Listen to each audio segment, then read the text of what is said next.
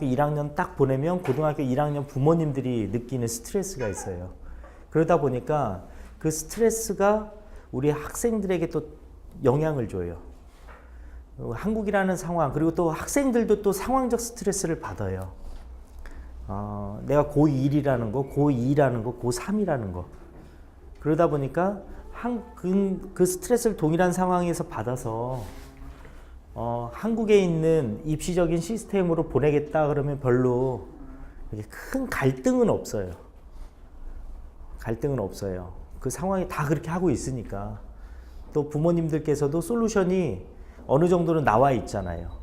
뭐 내신을 올린다든지 학생부 종합전형을 잘 준비시킨다든지 아니면 뭐 수능으로 올인을 시킨다든지 이런 어떤 한국적 상황에 진학 솔루션이 있어요. 그 상황이 있고 그러다 보면은 거기에 맞는 시간적 스트레스가 있어요. 시간적 스트레스는 뭐냐면 마감 기한이 있단 말이에요. 어느 때까지 요구를 하고 어느 때까지 요구를 하고 어느 때까지 요구를 해야 되겠다라는 그 타임라인이 생겨요. 그 시간적 스트레스에서 아이들은 또 거기에 맞게끔 또 타임라인이 형성이 돼 있으니까 그대로 일정하게만 움직여주면 돼요.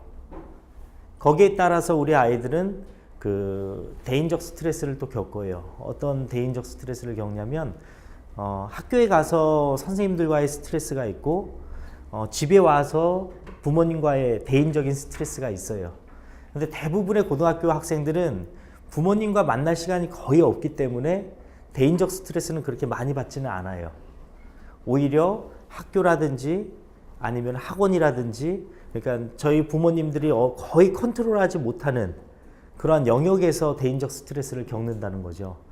거기에 이제 물론 이제 집에 잠깐 왔을 때 부모님들 또 스트레스 줄 수는 있죠. 그럼 이제 다 그 만나는 사람들이 다 스트레스 관계가 될 수도 있겠죠.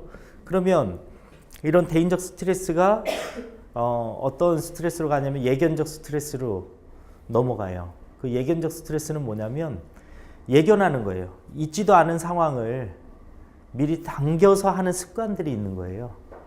너가 이렇게 공부하는 꼴을 보니까 네가 목표로 하는 데는 못 갈 것 같아. 그거 예견한 거잖아요. 그러니까 그 대인적 스트레스를 주는 사람이 예견을 하기 때문에 그 사람 만나기 싫은 거거든요. 자꾸 만나면은 그 예견해 주니까. 근데 우리 아이들이 학교에서도 예견을 해주고 학원에서도 예견해 주고 집에서도 예견을 해주면 그 상황적 스트레스는 또 가중되는 거죠. 그래서 우리 아이들의 스트레스 강도는 한국적 상황에서 진학에 대한 스트레스는 4가지로 제가 분석을 해드린 거예요. 먼저는 한국이라는 독특한 상황을 통해서 스트레스가 발생한다. 그리고 이것은 이제 그 우리 아이들의 상황이 그렇기 때문에 시간 스트레스를 받는 거예요. 그러니까 뭘로 다 스트레스 주시죠? 너 몇 시간 공부했어? 자꾸 시간을 따져요. 그러니까 질적인 것보다는 양적인 것으로 평가를 해요. 너 몇 시간 공부했어? 확인할 길이 이것밖에 없거든요.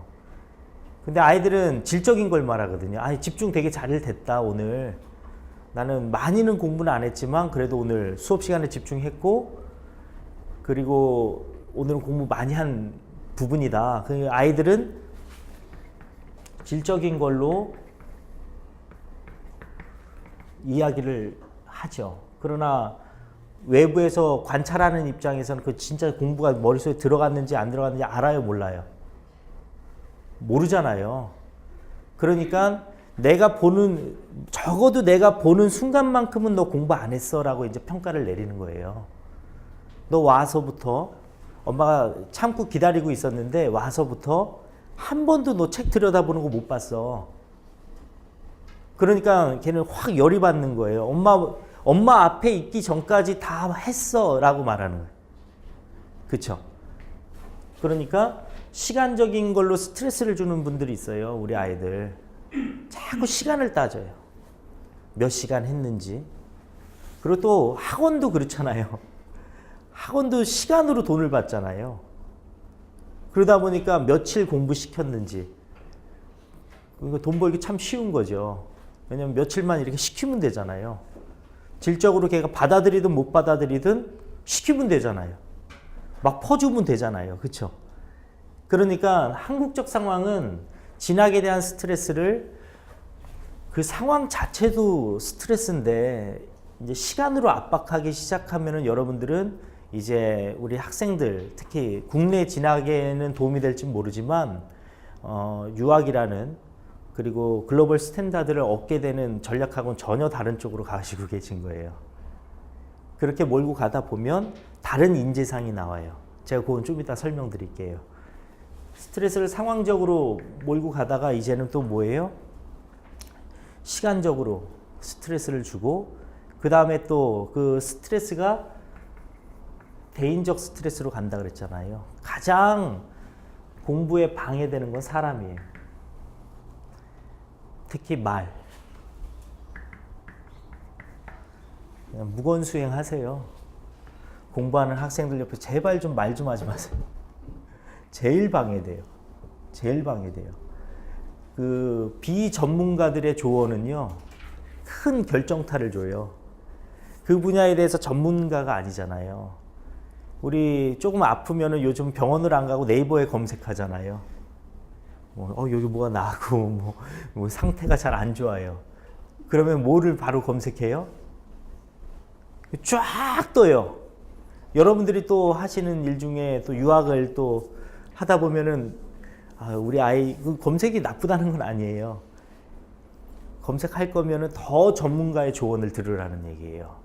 비전문가의 조언을 받다 보면 뭐예요? 사람이 스트레스를 받거든요. 그건 좀 간접적이라 괜찮죠.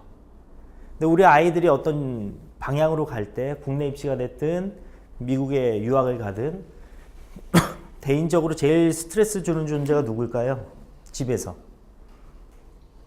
누구예요? 안 주세요? 우리는 그런 얘기 안 하는데요. 그러면 100점짜리 집 분위기예요.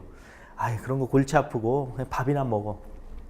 예전 우리 엄마 아빠들이 참 잘했던 전략이에요. 시끄러. 학교 얘기하지 마. 밥 먹어. 밥 먹을 때 얘기하는 거 아니야. 너무 좋은 교육법이었던 것 같아요. 요즘은 뭐 할 때만 얘기해요? 그때밖에 못 만나니까 그것도 맛있는 거 차려놔요. 근데 노림수가 있죠. 사람이 의도가 있으면 체하거든요. 아버님들 이렇게 회식이나 이런 게 불편한 이유는 뭐죠? 이거를 뭐 누군가의 이렇게 대접을 받는 게 불편한 이유는 뭐죠? 의도가 있잖아요. 이걸 먹고 나면은 저 사람이 뭐 요구하는 게 있거든요. 차라리 집에 가서 된장찌개 그냥 밥 한 그릇 먹는 게 훨씬 편하지. 아주 근사한 데서 10만 원짜리 밥을 사줘도 상당히 불편해요. 그건 뭐가 섞여서 그래요? 의도가 있어서 그래요. 근데 집이 접대 자리예요. 아이들이 볼 땐. 이거 좋아요. 옛날에 뭣도 모르고 막 주워 먹었어요. 근데 이게 상당히 이게 내 얻어먹을 상황이 아닌데 이 뭔가가 이렇게 차려졌다는 거는 누구의 의도가 지금 개입되고 있어요? 엄마의 의도가 꼭 이거 먹고 나면 뭔가 제안이 들어오거든요. 뭐 학원을 하나 더 하는 게 어때? 이런 게 들어온다든지. 그러니까 상당히 의도가 들어간다는 거죠. 그러니까 아이들이 스트레스 받는 이유 중에 하나는 말이에요. 대인적인 스트레스로서의 말이에요. 근데 이 말이 좋은 말 해주면 그나마 낫죠.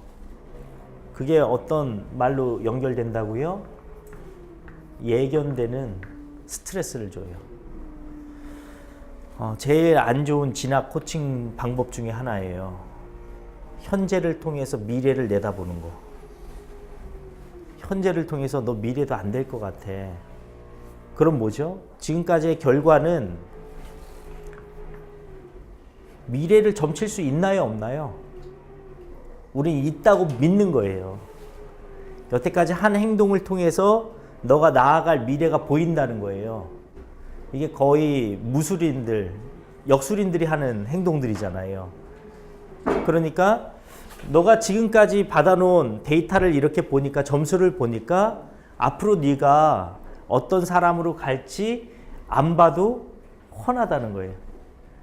그러니까 부모님들이 스트레스를 주는 이 4가지 요인을 아이들이 즐길까요? 안 즐길까요? 즐겨요? 안 즐기죠. 그러다 보니까 대화가 단절되는 거예요. 그래서 아이들은 더 잘 돼요. 이거 아이러니하죠.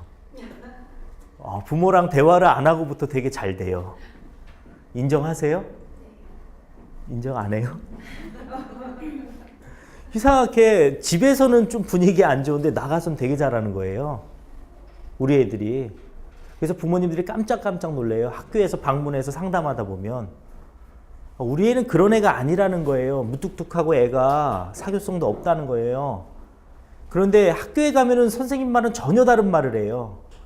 얘만 같으면 너무 좋죠, 어머니. 그러면 부모님의 머릿속에 혼란이 와요. 내가 본 우리 아이와 저 선생님을 통해서 듣는 우리 아이가 지금 다르거든요. 그럼 어떤 아이가 진짜죠? 아이들은요, 사회화된 거예요. 사는 방법을 깨우친 거예요. 집에서는 이렇게 행동해 주는 게 내가 살 길인 거예요. 이해되셨어요? 그리고 학교 가서는 인정을 받아요. 누구한테? 또래 공동체한테. 그래서 지위가 생겼어요. 그래서 엄마 만나는 것보다 누구 만나는 게 훨씬 더 내 자존감이 생겨요? 친구. 이제부터는 친구가 더 좋은 거예요. 그럼 부모님이 줄 수 있는 영향력은 뭔가요? 없어요. 없어요. 그거를 빨리 인정하셔야 돼요. 진학 코칭 하실 때 우리는 아직도 그거를 잡고 있는 거예요. 내가 영향을 그나마 줄 수 있겠지라고 생각하는 것으로부터 진학 코칭은 멈춰요.